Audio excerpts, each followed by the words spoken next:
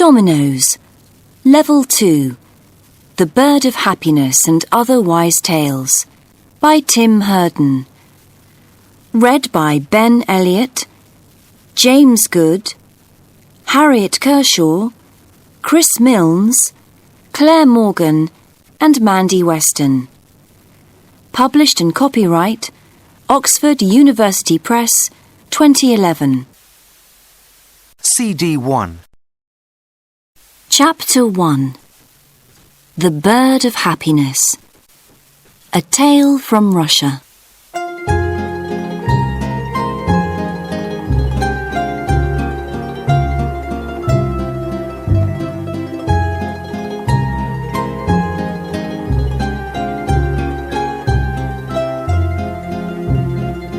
A long time ago, a little boy called Igor lived with his mother and father in a small house which was made of wood.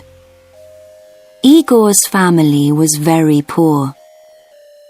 His father was a woodcutter, and his mother made clothes for rich people in the city. Their house was in the middle of a large forest in the north of Russia. In summer, the days were long, and the forest was alive with the sounds of birds singing to each other. Igor's father taught him the names of the different birds, and the boy soon knew all their songs. But in winter, the days were very short, and there was deep snow everywhere. The forest became quiet because the birds left to spend the winter months in warmer countries.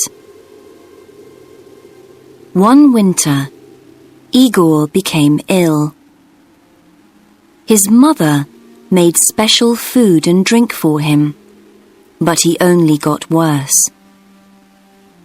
The doctor from the city came to see Igor and spent some time talking with the boy and looking at him. Then he spoke to Igor's mother and father. He's very ill, but I don't know what's wrong with him. This winter, many young children all over the country are becoming ill and dying, and nobody knows why. I'm sorry, but there's nothing that I can do to help. Give him lots of good things to eat and make sure that he gets lots of sleep. During the next few days, Igor got worse. He became iller and iller. He spent all day in bed and became bored with his toys. His father brought him little things from the forest to try to make him forget that he was ill, but he was not interested in anything. His face became white, and he didn't want to eat. Sometimes at night, he had a fever, and then he dreamt that he was flying above the forest, looking at his family's little house far below him. One morning, after a very bad night, Igor woke up and found his father looking at him. "Is there anything that you want?" said his father. "Yes, there is, Father," said Igor. "I miss the songs of the birds. Could you catch a bird and put it in a cage for me? If you put the cage above my bed, I can listen to the birds singing and remember the sounds of the forest." "Of course, little Igor," said his father, smiling. "I'll bring you your bird tomorrow." But he knew that, now it was winter, there were no birds in the forest. This was the only thing that his son wanted, and he could not give it to him. Perhaps you could make him a bird out of wood, said Igor's mother. You could use one of those little pieces of wood that we usually burn on the fire. It was a cold, snowy day, and the forest trees were hard to cut. But all day, while he was working, Igor's father thought about how to make his son a bird out of wood. Of course, it'll never sing, He said to himself. but perhaps if it's very beautiful, little Igor will like it just the same. After dinner that night, he started making the bird. The first few times that he tried were no good. The finished birds were all too fat and too heavy to fly. He put them one by one on the fire and held his head in his hands. It was now the middle of the night, and outside more snow was falling. Then he suddenly said to himself, I know. The bird needs to be just 2 pieces of wood. If I cut the wood carefully, the bird can have real feathers. First, he took a piece of wood for the head, body, and tail. He began with the tail, cutting the wood into feathers with his right hand. Then, with his left hand, he smoothed out the feathers. When he was happy with the tail, he took some more wood for the wings. He cut them out carefully. It all took a long time, because sometimes the feathers broke and he had to start again. But in the end, he finished it. While the sun was beginning to come up, he showed the bird to his wife. It's beautiful, She said, but it's not ready yet. She took a needle and some thread and carefully sewed the ends of the tail feathers and wing feathers together. Soon the feathers were all together, just like on a real bird. Then she tied a long thread to the middle of the bird's back. This way they could hang it above Igor's bed. They looked at the bird together. Now that it's ready, Said the woodcutter. I'll take it in to little Igor's room. Igor was asleep. Very quietly, the father hung the bird above the boy's bed. He stood back and looked at it. The bird turned slowly on its thread. The woodcutter went happily to his bed to rest after his long night's work. Later that morning, he went back into Igor's room. The bird was turning slowly above Igor's head. His son was watching the bird carefully. There was a light in his eyes for the first time in many weeks. It's beautiful, Father, Said Igor. Thank you. But I've never seen a bird like it before in the forest. What's it called? That's a good question. I'll find out and tell you later. The next morning, when the woodcutter went into his son's room, he found the boy sitting up in bed, trying to touch the bird. The last time that Igor sat up in bed was many weeks ago. He thought. So, what's it called, Father? The boy asked. I'm still not sure. His father replied. That night, Igor's father went into his son's room and he quietly made the thread a little shorter. Now the bird was hanging a little higher above Igor's head. 3 days later, he found Igor kneeling on the bed, trying to touch the bird. His hand was very near it. Have you decided on the name of my bird, Father? Igor asked. Not yet, my son. I'll tell you later, his father replied. Again, the father went at night into his son's room and put the bird a little higher. 5 days later, Igor was standing on the bed and nearly touching the bird. Father, help me. I want to make it go round, he said. Go on trying. It's not as high as you think, replied his father. And when will you tell me its name? Very soon, my son, replied the father.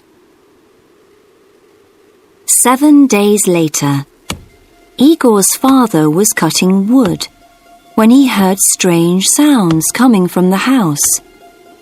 He ran quickly to his son's bedroom. Igor was jumping up and down on his bed, laughing. Above his head, the bird was going round very fast. Look, Father! I touched the bird! Shouted Igor happily. Now, please tell me, what's its name? It's called the bird of happiness, his father replied. And his mother, standing at the door, smiled to see her young son so full of life once more.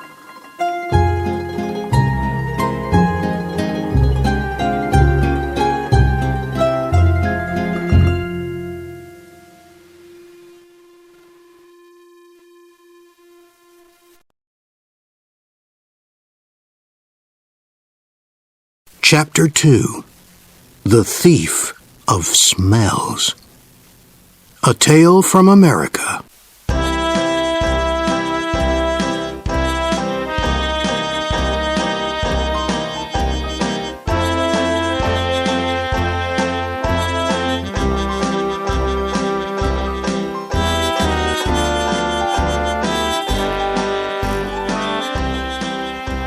There was once a baker who had a shop in a small town in America. This baker was not a very kind man. He never gave his customers any more bread than necessary for their money, and he never smiled. But he was a very good baker. His bread was the softest bread that you could imagine.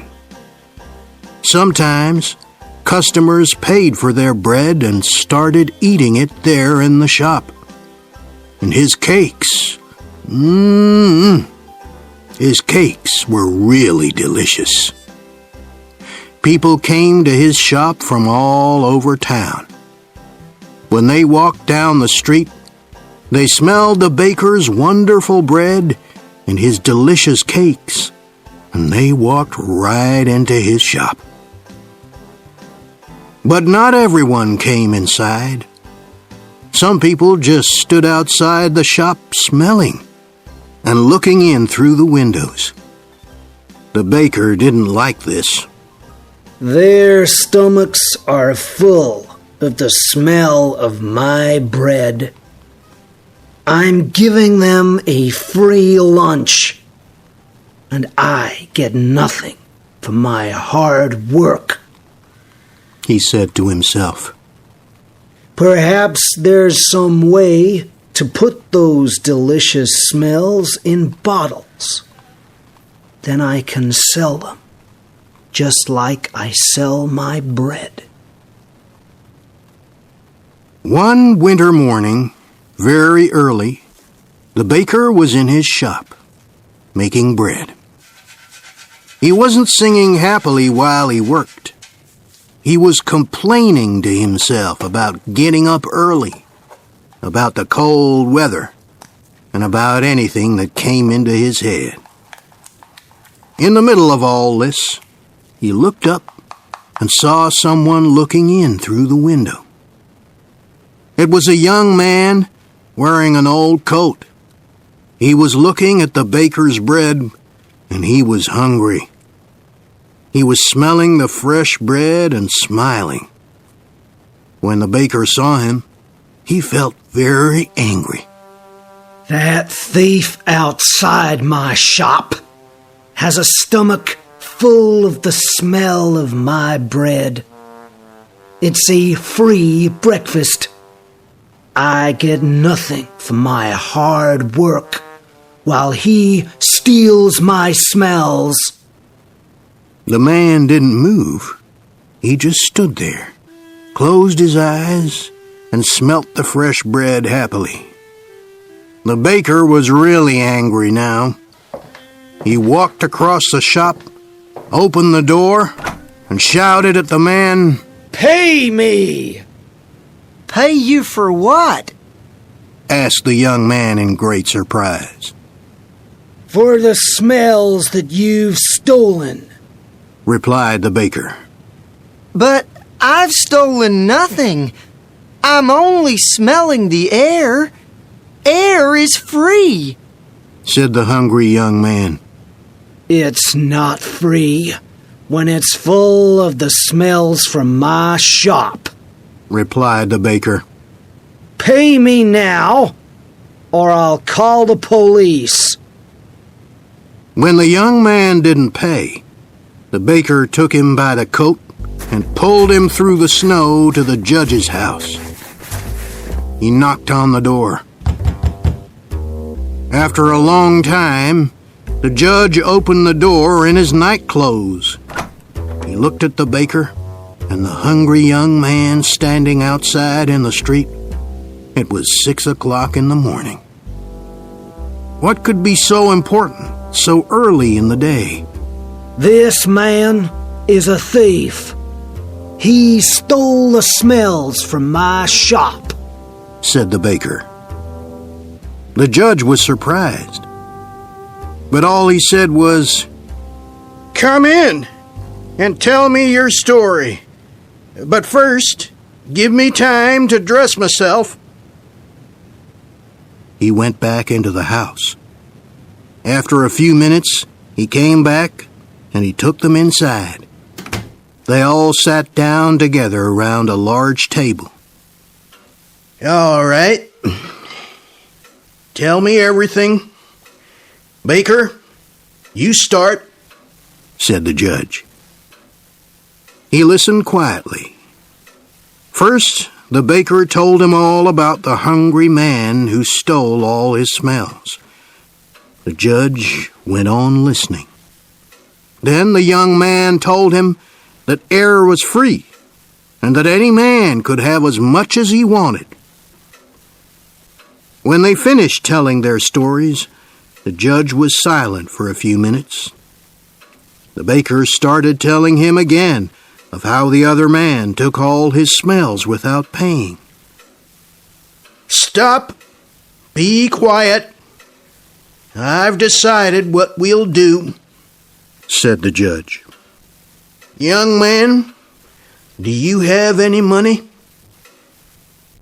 The young man put his hand in his pocket and took out a few coins. He showed them to the judge and said, Sir, this is all the money that I have in the world. "Give those coins to me," said the judge. The young man put them into the judge's hand. "I've listened carefully to both your stories," began the judge. "It's true that the smells were coming out of the baker's shop, and these smells belonged to the baker. And it's also true that this young man took those smells without paying for them. And So I say that the young man has to pay the baker for the smells that he took. The baker smiled, perhaps for the very first time in his life. He held out his hand at once for the money, but the judge didn't give him the coins. Baker, listen and listen carefully, he said. He shook the coins in his hands, and they clinked together. That can pay for the smells, he said to the baker. Give me my coins, sir, said the baker, not smiling anymore. No, said the judge. I've decided that the sound of money is the best way to pay for the smell of bread. And with that, he gave the coins back to the poor young man and told him to go home.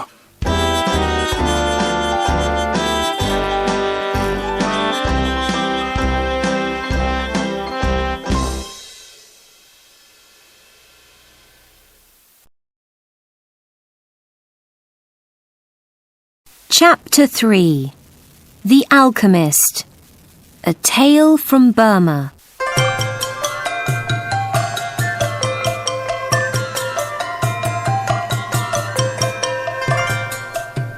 Once there was an old man in Burma who had a daughter. He was very happy when she married a nice young man who came from a good family. At first, everything went well, but after a little while, there was a problem. The young husband wanted to be an alchemist. He spent all his time trying to turn dirt into gold. He was sure that this way they could one day be rich without working. Night and day, he dreamt of finding the secret of the alchemists. He also spent a lot of money trying to find a way to make his dream come true. After some months like this, there was very little money. The young wife decided to talk to her husband. Husband, why don't you try to find a job? Trying to make us rich fast has left us with no money at all, she said to him one day. But can't you see that I'm very near to finding the secret? He replied. When I know how to turn dirt into gold, we'll be richer than you can ever imagine. Perhaps it was true that he was always very near to finding the secret, but he never found it. After many weeks, life became more and more difficult. Sometimes there were days when there was no money for food in the house. So the young wife went to talk to her father. The father was surprised to hear that his son-in-law wanted to be an alchemist. He asked to speak to the young man the next day. My daughter has told me about your plans, he said to his son-in-law. When I was young, I too wanted to be an alchemist. The younger man was very happy. Here, at last, was someone who could understand his dream. The father-in-law asked about the young man's work, and the two of them started talking about different ways of trying to turn dirt into gold. After 2 hours talking about the things that an alchemist must do, the old man jumped to his feet. You've done everything that I did when I was a young man, he shouted. I'm sure you're very near to finding the great secret. But you need one more special thing to change dirt into gold. And I only learned about this a few days ago. One more special thing? asked the son-in-law. He found talking with the old man more and more interesting. Yes, that's right. But I'm too old to do this job, he said. It's a lot of work, and I can't do it now. I can do it, father-in-law, shouted the young man. Perhaps you can, said the old man. His voice was suddenly quiet. Listen carefully. The special thing is a silver powder that grows on the back of the leaves of the banana plant. This is a magic powder. Magic powder? asked the son-in-law. What do you mean? Listen. replied the older man. To get this powder, you must plant bananas. Lots of bananas. And you must plant them yourself. While you plant each banana seed, you must say special magic words. Then, when the plant grows, you'll see the magic silver powder on the leaves. How much magic powder do we need? The young man asked at once, very interestedly. 1 kilogram, the old man replied. 1 kilogram? We'll need hundreds of banana plants for that. Yes, said the old man. And that's why I can't do the work myself, I'm afraid. Don't worry, said the young man. I'll do it. And so the old man taught his son-in-law the magic words and gave him enough money to start planting the bananas. The next day, the young man bought a field. He planted the banana seeds just as the old man told him to do. He quietly said the magic words, while each seed went into the ground. Each day he looked carefully at the little plants. He made sure that there were no banana flies on them. When the bananas came, he carefully took the silver powder off the banana leaves and put it into a special bag. The banana plants grew quickly, and the young man worked hard every day. The only problem was that on each plant there was very little silver powder. So the young man had to buy more fields and plant more bananas. It took 7 years. But at last, the young man had 1 kilogram of silver powder. He ran to his father-in-law's house. I've got enough magic powder, he shouted. Wonderful, replied the old man. Now I can show you how to turn dirt into gold. But first, your wife must come here. We need her too.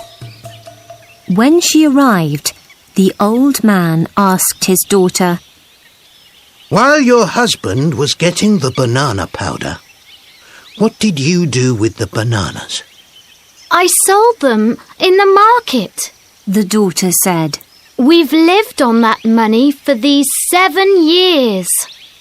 Did you save any money? asked the father. Yes, she replied. Can I see it? asked the old man. So his daughter hurried home and came back with 10 big bags. The old man opened them and saw that they were full of gold. He took all the coins out of one of the bags and put them on the floor. Then he took the banana powder and put it next to the gold. You see, He said, turning to his son-in-law. you've changed dirt into gold. So you are an alchemist in a way, after all. And what's more, you're now a very rich man.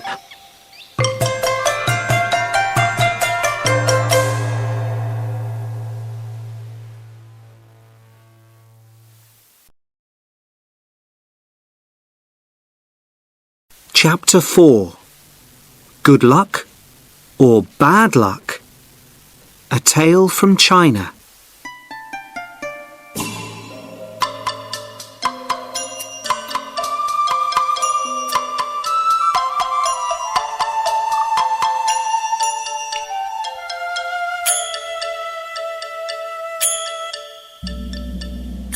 A long time ago, an old man lived in a small village in the mountains, in the middle of China.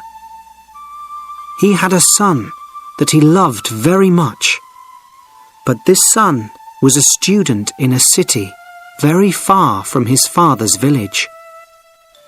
And so the old man lived and worked alone. Every day he worked for long hours on his farm. There was always a lot to do there. He was a kind, friendly man, and all the people in the village liked him. They knew that the old farmer needed the help of his son, a strong young man who was not afraid of hard work. But the old farmer never complained. The villagers often came over to the old man's house and told him how sorry they were that his son was not there to help him. When will your son come back home? It's bad luck for you to live alone, so far away from your only son, they said. But the old farmer always replied in the same words. Bad luck or good luck? Who knows? One day, the old man's son came back to the village. The people in the village were very happy for the old man, and they all came to his house. Oh, isn't this good news? Now that your son has come back, your house will be full of good luck again, they said. But the old farmer only smiled and replied, Good luck or bad luck? Who knows? People knew that the farmer was a man who used few words. They didn't ask him what he meant when he said things like this. Life was hard in the village, and nearly everybody there was poor. But the old farmer and his son were not as poor as some others. They had a horse, and on a farm a horse can do the work of 4 men. But one morning, the farmer's son left the stable door open, and the horse ran away. The son felt terrible. What have I done? Work on the farm without a horse will be really hard. What will we do now? He asked his father. And the people of the village again felt sorry for the old farmer and his son. This is very bad luck, they all said. But again, the old farmer smiled quietly. He didn't look worried about the horse. Bad luck or good luck? Who knows? He said. That afternoon, some people in the village thought that they saw the old man's horse running across the hills near the farm. So that evening, the son went to look for it. After a few hours, he found their horse, quietly eating grass next to a wild horse. The son was able to bring both horses back to his father's farm. When the people of the village heard this news, they were very happy for the farmer.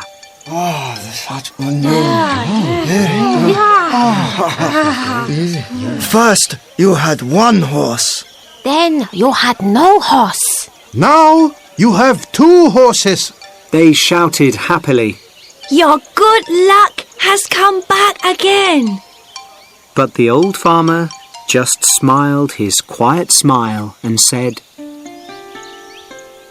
Good luck or bad luck, who knows? The son liked the new horse very much, and he decided to tame it. Be careful, son. You've lived in the city for many years. You don't know very much about taming wild horses, said the old farmer worriedly. Don't worry, Father. I know what I'm doing, replied the son.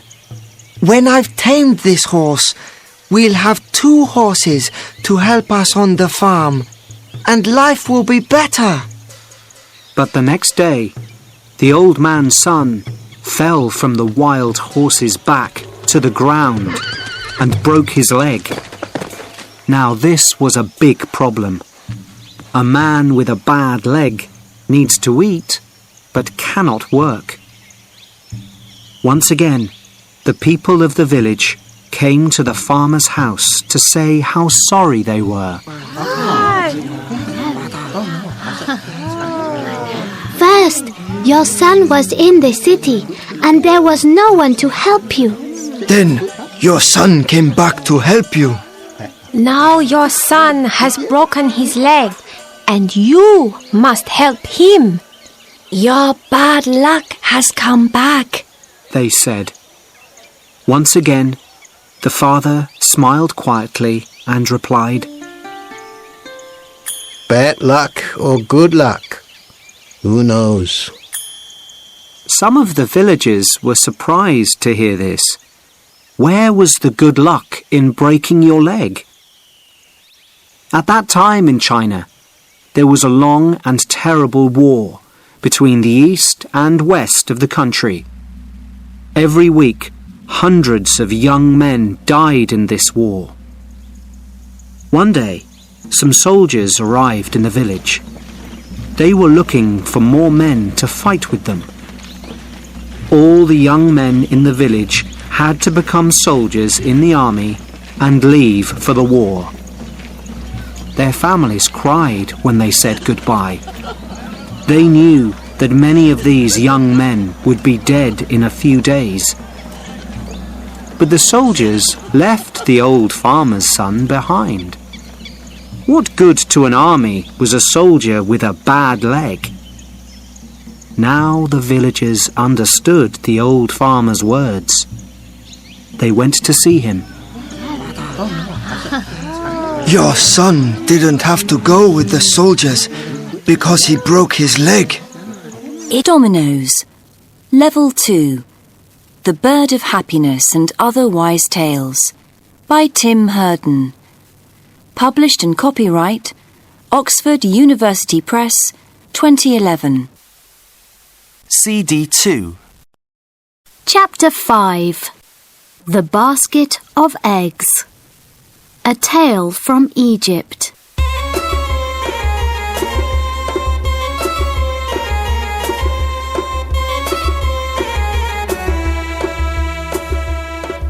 Musa really didn't like being poor.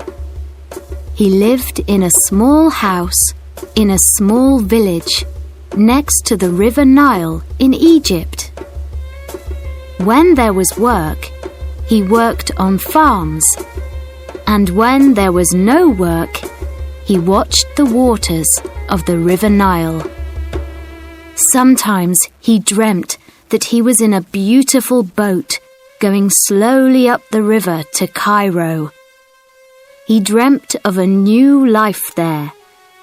A big house, lots of money, beautiful clothes, and lots of food.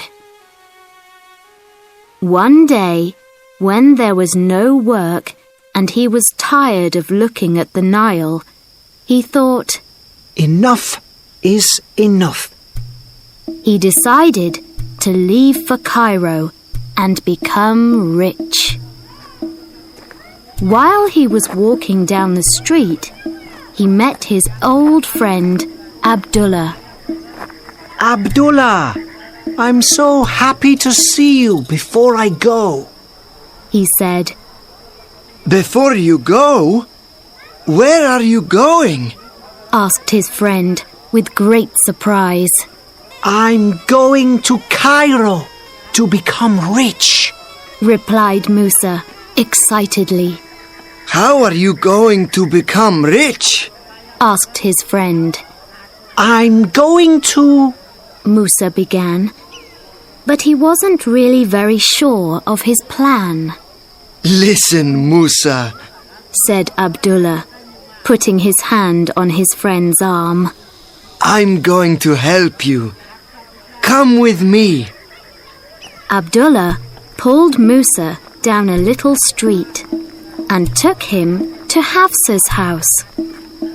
In front of the house, there was a big garden with many chickens running around in it. Everyone knew that Hafsa's eggs were the best in the village. Good morning, Hafsa, said Abdullah. We need 200 eggs in a big basket. Why are we buying eggs? Asked Musa. With these eggs, you can go to the big market in Cairo. There you'll sell them for good money. Then you'll buy something else and sell it in a different place for more money. You'll buy and sell, and soon you'll be rich. Then you can give me back the money for the eggs, and perhaps a little more for helping you to start your business. Abdullah gave the eggs to Musa, and they walked through more little streets until they came to the Nile. They found a boat which was going to Cairo. Here's some money for the journey, and Cairo is waiting for you. Good food, beautiful clothes, all the things that you've ever dreamt about. Good luck, Musa. Come back rich. Musa said goodbye to his friend and got on the boat. 20 minutes later, the boat left. In 2 hours, he would be in Cairo for the first time. A new life was waiting. Musa closed his eyes and tried to imagine that great city. Musa, where are you going with all those eggs? Musa opened his eyes to see who was talking to him. It was Khaled, the baker's son. He was going to Cairo that day to sell his father's cakes there. I'm going to Cairo to sell these eggs, replied Musa. Ah, like me. I take these cakes to Cairo 3 times a week, said Khaled. Well, no, not really. I'm not going to sell eggs all my life, you know. I'm going to be much more than that. What are you going to do? Khaled looked interested. A man and his wife from their home village also looked at Musa, waiting to hear his answer. Musa was very happy to tell them about his dreams. Well, first I'm going to sell these eggs in the market. I bought them from Hafsa, so I'll get good money for them. Hafsa's eggs are the best in the village, said Khaled. That's true, said the man and his wife. Then I'm going to buy some beautiful material, said Musa. Some of the women sitting near looked at Musa when he said this. And what material is that? Asked one of them. The finest material that you can imagine. There are materials in Cairo that you can't find anywhere else. Materials that are made with really beautiful colors. I can't even tell you their names. The women looked at each other. One of them closed her eyes, trying to imagine those colors. I'll come back to our village and sell this material, said Musa. All the women will want to buy some to make new clothes, so I'll make more money. Now, all the women in the boat were listening to Musa.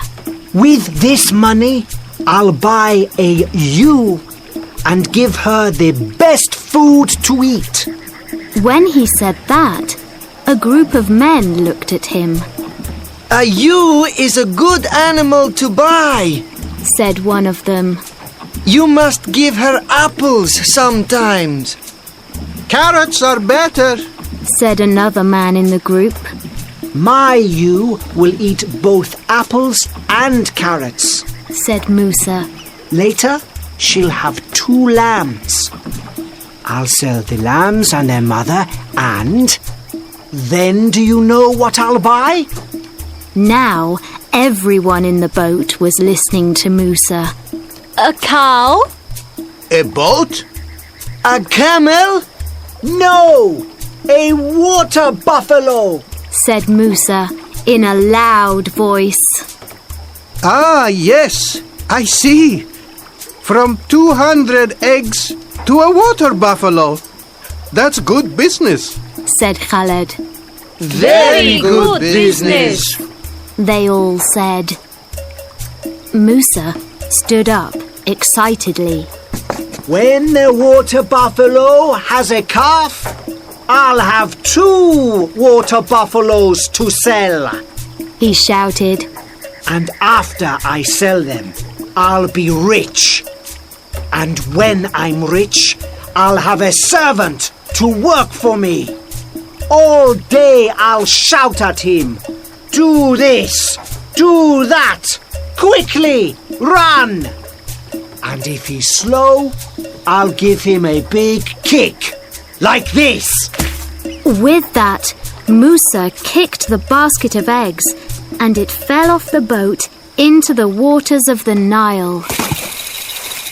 200 eggs went to the bottom of the river, and Musa was left with nothing, only his dreams.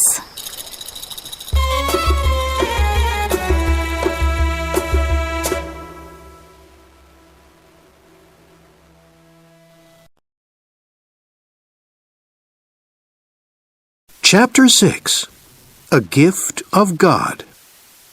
A Tale from Mexico.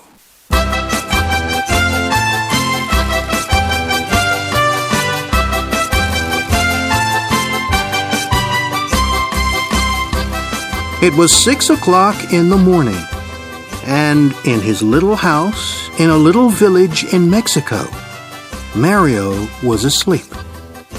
He was still asleep at 7, at 8, at 9, and at 10 o'clock. Most days, Mario woke up at about 11. Then his wife usually went to the shop to buy tortillas and coffee for his breakfast. Mario was a lucky man because Pedro, the shopkeeper, was a good friend and never asked him to pay for his food. But one morning, Pedro woke up feeling angry. I get up at 5 every morning to work, He said to himself. but Mario lies in bed all morning doing nothing. He doesn't work, and I give him free food. That's enough. If he wants any more free food, he'll have to do some work for me. Later that morning, Mario's wife walked into the shop at the usual time. Tell your husband that I can't give him any more free food, Pedro said. I'm making an extra room on the side of my house. If he helps me carry some large rocks from the quarry, then you can have more food. Oh no, said Mario when he heard Pedro's words. those rocks are too heavy for me to move. How many times must I say, if God wants to give, He'll give. And when He gives, He'll push it in through the window. Please, no more talk of work. What about a nice cup of fresh coffee? After that, he put on his clothes and left the house. Later that morning, Mario was walking up the hill, happily watching the clouds in the sky.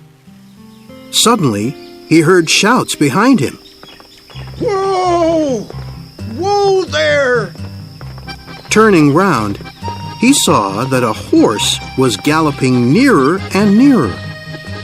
A man was riding the horse and shouting, but the horse didn't stop. Whoa!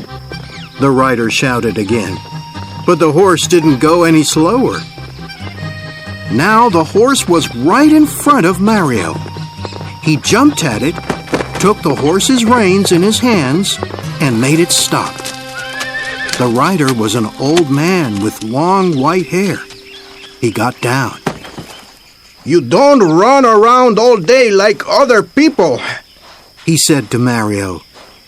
But you're there when someone needs you. You're very kind, replied Mario. but to be like this is not hard. I try to sleep well, eat well, and not worry about things. Well, today you really helped me, said the old man. And so I want to give you a gift of God. A gift of God? I don't understand, said Mario. When God gives a gift to somebody, the old man explained, only the person that God gives it to can keep it. Follow me. Mario followed him, and they went up the hill. There, the old man stopped and showed him a large rock.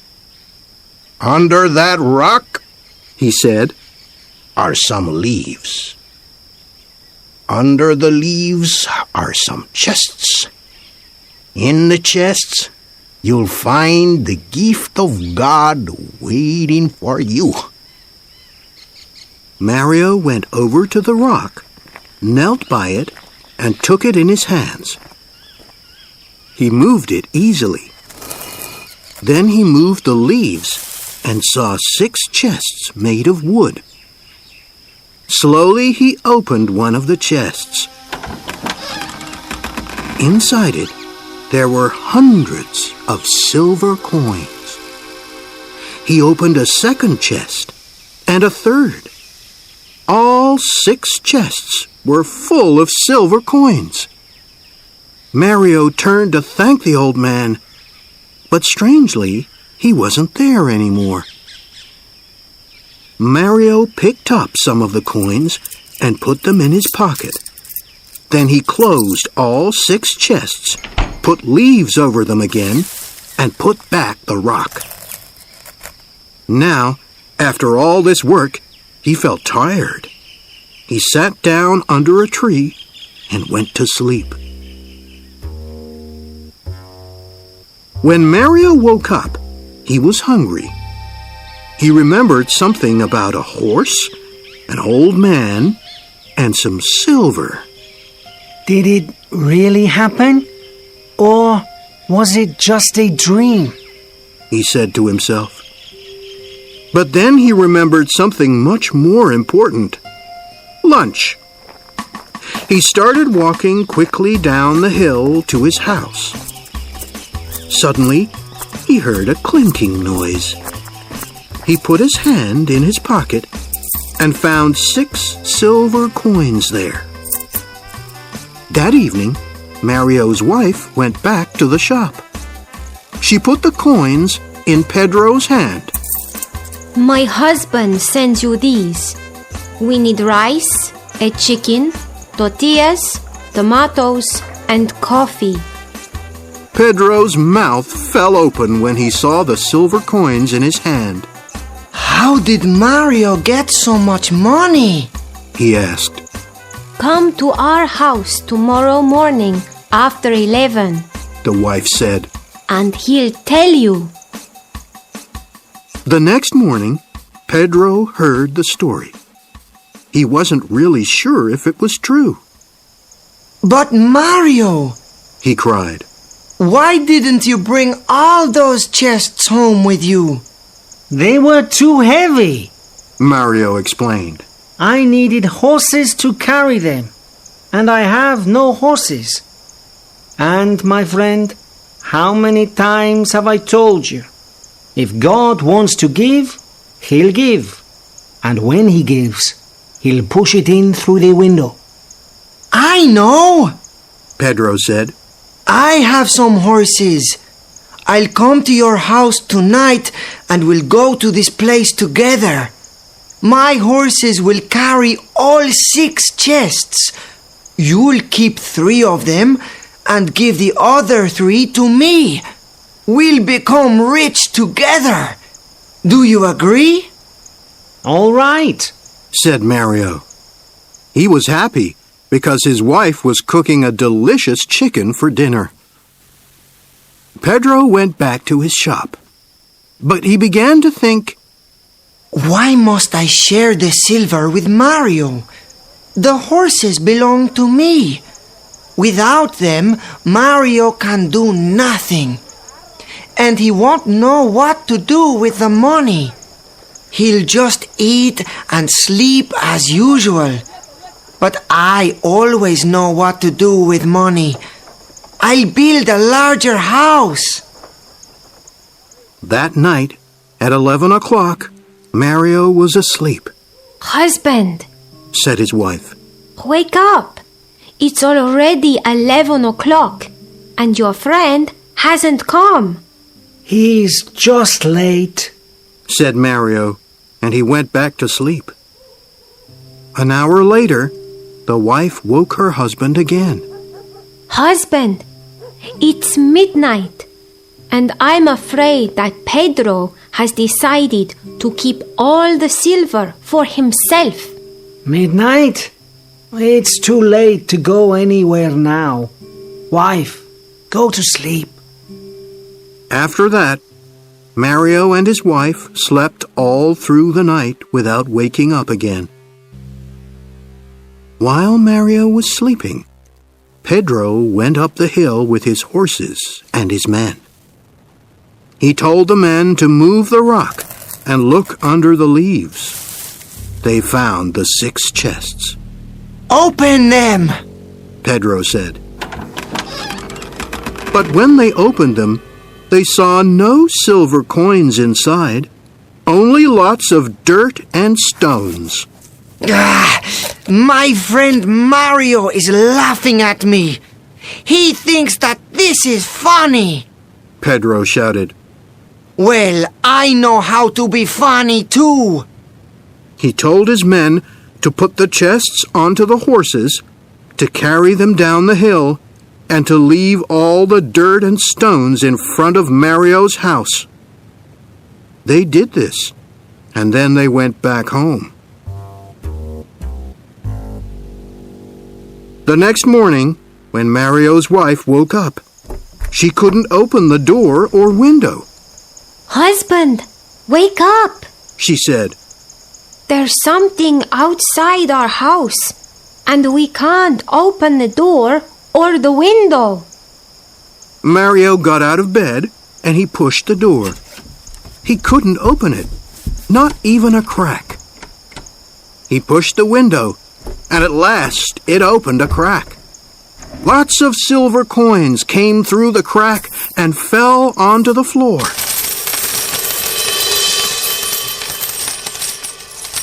Husband, The wife said. Pedro did come last night. Perhaps, Replied Mario. but all this work has made me hungry. What about a nice tortilla? Later that morning, the shopkeeper's mouth fell open for the second time in 2 days. Mario's wife came into the shop and bought more food and new clothes for herself and Mario. She put 20 silver coins down in front of the shopkeeper. What happened yesterday? We waited for you until midnight, She said. I was worried when you didn't come. Then this morning, it all came through the window. But surely you gave us more than half. It wasn't me. Pedro said quickly. Of course it was. Who else would leave all those silver coins outside our house? There was silence. Then Pedro said quietly, Your husband always says that if God wants to give, he'll give. And that when he gives, he'll push it in through the window.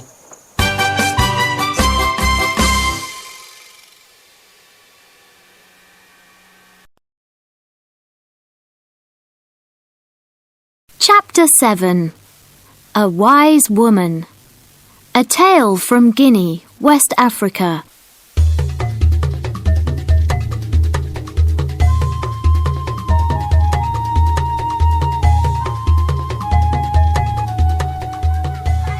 It was a beautiful African morning.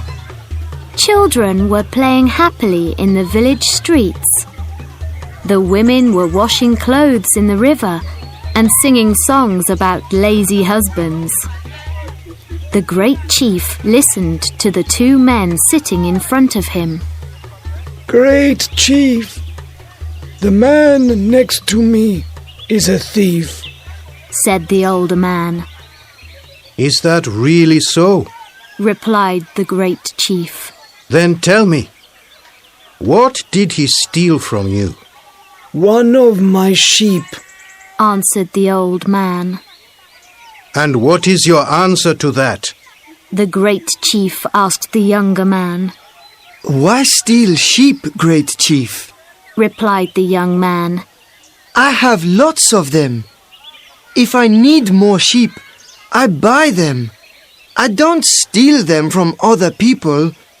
He's the thief, not me. The great chief looked at the far mountains and smiled. Then he looked at both men. Was the young one lying? He wasn't sure, but the old man didn't have the look of a thief. This was a difficult problem. He wasn't going to find the answer in just a few minutes. But the great chief liked problems like this more than any other. It took some time to find the answer. People came to him from very far away to ask him to be the judge of their problems.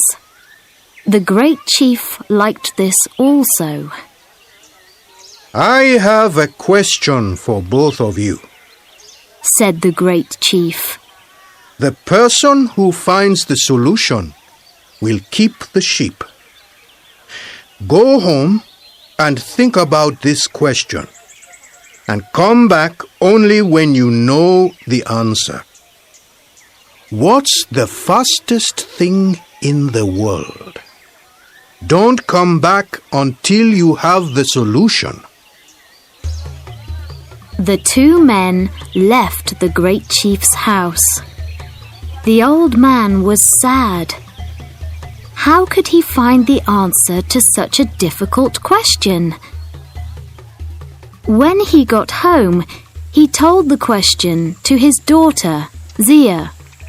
She was a beautiful, happy woman who liked helping others. She was young, but she was also very wise.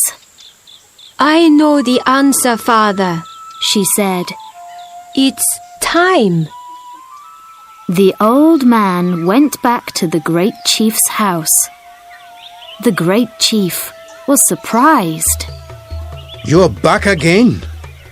Not even 1 hour has passed, and you already have an answer to my question? Yes, great chief, replied the old man. It wasn't so difficult. So tell me, what is the fastest thing in the world? Time, answered the old man. It always goes too fast. There's never enough time for all the things that we want to do. And when we want more time to do something, it goes faster. The great chief was surprised. The old man's answer was even better than his solution. Who helped you to find the answer? Who gave you these words? Asked the great chief. They're my words, said the old man. No one helped me. If that's not true, I'll punish you, said the great chief. The old man was too afraid to go on with his story. It was my daughter, Zia. She's a very wise young woman, and she gave me the words, he said. She must be very wise, thought the great chief. Very well, he said. You have found the answer, and so you shall keep the sheep. And now that this is all finished, I think that I'd like to meet your daughter. The next day, the old man brought his daughter Zia to meet the great chief. They sat at the great chief's table and had a big lunch. Chicken, rice, fruit, and a drink made from palm juice. During lunch, they talked about the young man who stole the sheep and about how difficult it was to be a good judge. The great chief enjoyed the lunch very much. While he talked about this and that with Zia, he felt so happy that he wanted to sing and dance. Was it the palm juice drink, or the wise and beautiful young woman looking into his eyes? But time always passes too fast, and soon it was time for them to leave. The great chief saw Zia every day, and his love for her grew and grew. You're a wise and beautiful woman. I'd really like to marry you, he said. Me too, replied Zia, laughing. And so they married. The great chief was very happy, but he was also worried about having a wise wife. He didn't want her to help him with the problems that people brought him. He liked being the great chief who was a wise judge. He didn't want people to start talking about the great chief's very wise wife.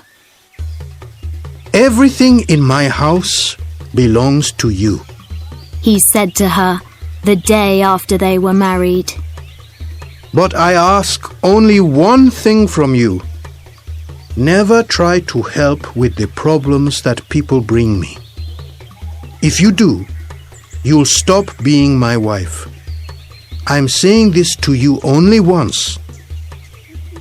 Zia listened without looking at the great chief. When he finished, she smiled.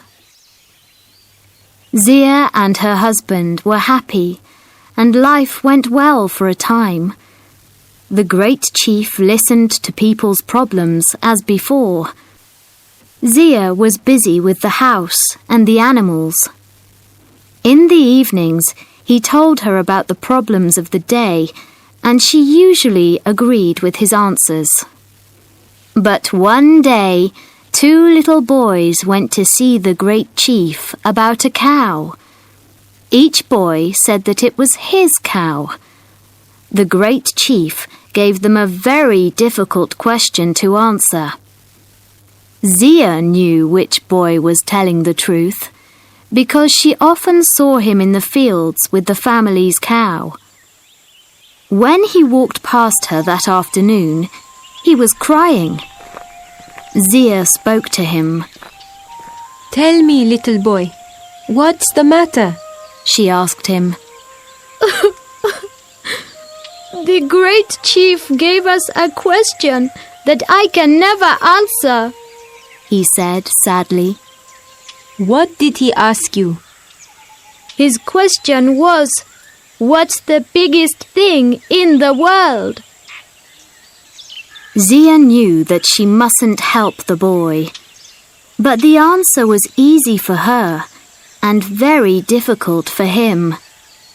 And he was telling the truth about the cow. Go back to the great chief now, said Zia. Tell him the answer in these words. It is air. Air is all around us. When we walk, in front of us, there is only air and more air. When we look up at the sky, there is air as far as we can see. The little boy went to see the great chief. He said the same words that Zia told him. This time, the great chief wasn't surprised. He was very angry. Who helped you find this answer? He shouted. These words are too wise for a young boy. Who gave them to you? They're my words, great chief, said the boy. No one helped me to find the answer. If this isn't the truth, I'll punish you, said the great chief. The boy was afraid. It was your wife, Zia, he said in the end. The great chief was very angry with his wife. That evening, he spoke to her. Didn't I tell you that everything which I have belongs to you? You have done the one thing, the only thing that I asked you not to do. Now take what belongs to you and go back to your father's home. Before I go, can I make you one last meal? asked the woman. Then I'll take what belongs to me and go. Yes, answered the great chief. Make what you want to eat. Take what you want to take. Just be sure that you're not still here tomorrow. Zia cooked the great chief's favorite meal, chicken with rice and vegetables. While he ate, she gave him a strong drink made from palm juice. She gave him many cups of it. At the end of the meal, the great chief lay down and slept. With her family's help, Zia carried the great chief to her father's home. They put him on a bed, and he stayed in a deep sleep all night. In the morning, a great voice woke everyone in the house. Where am I? What am I doing here? shouted the great chief. Zia ran into the room, laughing. You said that I could take anything that I wanted from your house. I wanted you, and so I took you. You are truly wise, smiled the great chief. Come, Let's go back to our home together. Only a stupid man would send away so wise a woman. And you, my great chief, are not a stupid man, said his clever wife.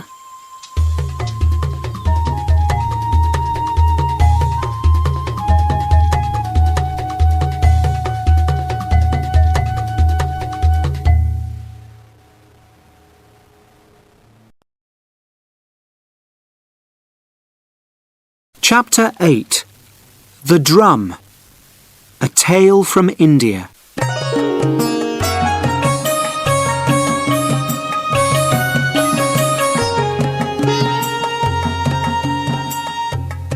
Once, a poor woman from India had a son.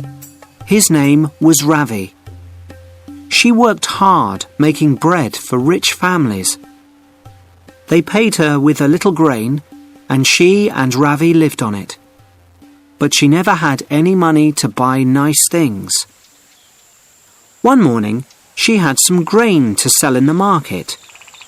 When she was leaving, she said to her son, "Today we'll have some money. Do you want something from the market?" Ravi knew that they had very little money, and usually he never asked for anything. But that morning he said, "A drum!" The mother said nothing. She knew that she wouldn't have enough money for a drum. She went to the market and sold the grain. Then she bought some flour and salt to make bread. She felt sad that she had nothing for Ravi. So when she saw a piece of wood on the road, she picked it up and brought it home. She was sure that Ravi would find something to do with it. Ravi didn't know what to do with it, but he didn't want to disappoint his mother, so he carried the wood with him when he went to look for his friends. While he was walking along the street, Ravi saw an old woman. She was trying to light a fire, and she was crying. "What's the matter?" he asked. "Oh, I need to make bread, but I can't light this fire. This wood is too wet," she replied. "I've got some dry wood that you can use," said Ravi. The old woman took Ravi's wood, lit the fire with it, made some bread, and gave a piece of it to Ravi. Ravi wasn't hungry, but to say no to the old woman wouldn't be kind. So he took the bread and walked on. A little later, he came to a young woman by the road with a child in her arms. The child was crying loudly. The young woman's face was tired and sad. "Why is your son crying?" Ravi asked. He's hungry, and I have nothing to give him, The young woman replied. Ravi gave his piece of bread to the child. "Eat this," he said. The little boy stopped crying, took it quickly, ate it, and smiled. Thank you. You're very kind. The mother said. Please, take this pot. You'll think of some way to use it, I'm sure. Ravi didn't know what to do with the pot, but to refuse would be hurtful, so he took it and started walking again. A little while later, he came to the river, where he saw a man and his wife. They were standing next to some clothes and a pot which lay in pieces on the ground. The man was shouting at his wife, and they were both angry. "Why are you shouting at your wife?" Ravi asked the man. "She's broken our pot," he replied. I dropped it. It was a mistake, said the wife, crying. "Perhaps," the man went on. "but people pay us to wash their clothes. And now we don't have anything to boil water in." Ravi said, "Look, I don't need my pot. Please take that." The man and his wife were very happy with their new pot. The man took off his coat. You've been very kind. I want to thank you. Please, take this coat. It was a fine coat, but it was too big for Ravi. He didn't know what to do, but he didn't want to disappoint the man, so he took the coat and went on walking along by the river. After a short time, he came to a bridge, where he saw something strange. A man was sitting on a horse, wearing only trousers. He was shivering. What happened? Ravi asked. I was coming to the city on my horse. Some thieves were waiting on the road. They took everything. My money, shirt, hat, and coat. Even my shoes.